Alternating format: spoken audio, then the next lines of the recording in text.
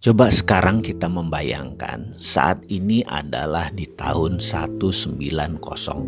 Apa yang kita bayangkan? Kita melihat apa itu peta dunia, geografi dunia di tahun 1900. Apa yang Anda lihat? Asia masih di tempat Asia, Afrika masih di tempat Afrika, Amerika masih di tempat Amerika. Tapi ingat, di tahun 1900 ada 100 negara belum lahir. Indonesia belum lahir, India belum ada, Cina bahkan belum ada. Lalu apa bentuk peta dunia di tahun 1900? Kita semua tahu bahwa peta tahun 1900 berbeda petanya dengan saat ini. Karena peta dulu adalah berbasis kolonialisasi. Jadi wilayah Asia di sini misalnya wilayah jajahan Belanda, kolonialisasi Inggris di India, di Afrika, Belgia, Portugis, Inggris, Perancis dan lain sebagainya. Jadi peta dunia ditentukan oleh peta kolonialisasi. Lalu terjadilah suasana yang di setiap saat di tahun 1900, setiap saat negara Eropa itu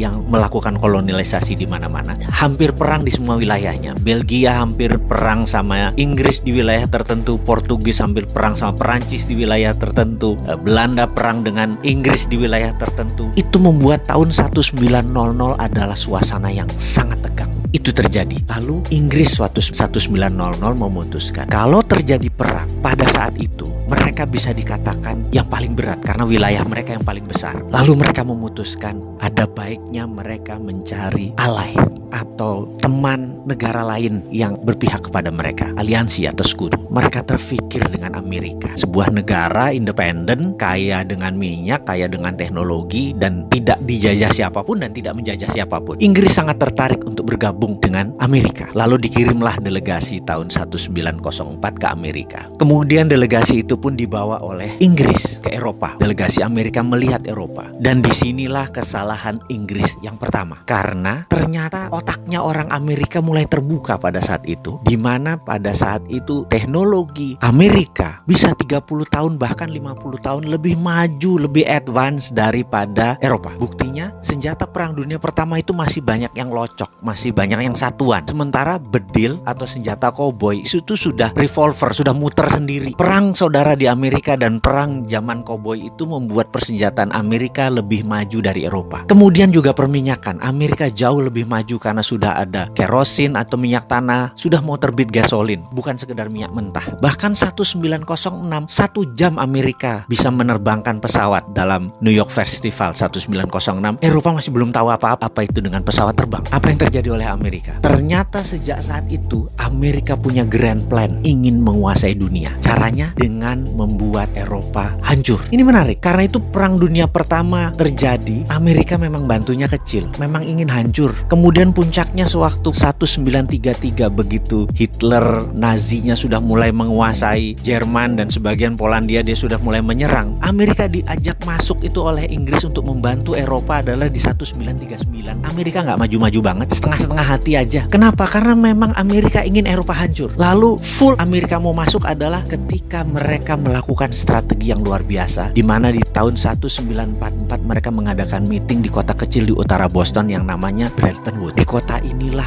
mereka mengontrol orang-orang negara-negara perang tadi, diundang dan dikatakan kita tidak inginkan ada perang dunia ketiga. Jawaban mereka kompak, tidak mau. Karena itu harus ada 3 hal yang harus mereka lakukan dan mereka setuju. Nomor 1, dunia harus mempunyai currency. Currency dunia itu haruslah dolar. Mereka tidak bisa bilang apa-apa, tapi delegasi Perancis keluar karena marah. Tapi apa terjadi begitu Perancis diserang lagi oleh Jerman? Delegasi Perancis pun pulang lagi dan menyatakan oke deh, setuju. Akhirnya sepakat currency dunia adalah dolar. Kedua, kita, kata mereka, harus mengontrol ini dengan menciptakan World Bank. Mereka pun setuju. Dan ketiga adalah punya IMF, International Monetary Fund, untuk mengontrol dana tadi. Mereka pun setuju. Semuanya itu kantornya di Washington, artinya memang di bawah Amerika. Bahkan kalau voting right, suaranya Amerika itu 26% di IMF. Dan syarat untuk disetujunya sebuah resolusi harus 75% suara. Alias dengan kata lain, kalau Amerika tidak setuju, resolusi IMF tidak pernah keluar. Artinya IMF memang milik Amerika. Begitu mereka mereka menandatangani, barulah Amerika dengan hati penuh turun. Dengan operasi pertama adalah Operation Intelligence yang namanya Operation Paperclips. Amerika masuk ke Jerman dan mengambil 1.100 ilmuwan Jerman ditarik ke Amerika. Begitu Operation Paperclips selesai, barulah diserbu Jerman oleh Rusia. Selesai Perang Dunia Kedua. Dan sejak saat itu dunia dikontrol oleh negara pemenang perang. Dan hingga saat ini dunia dikontrol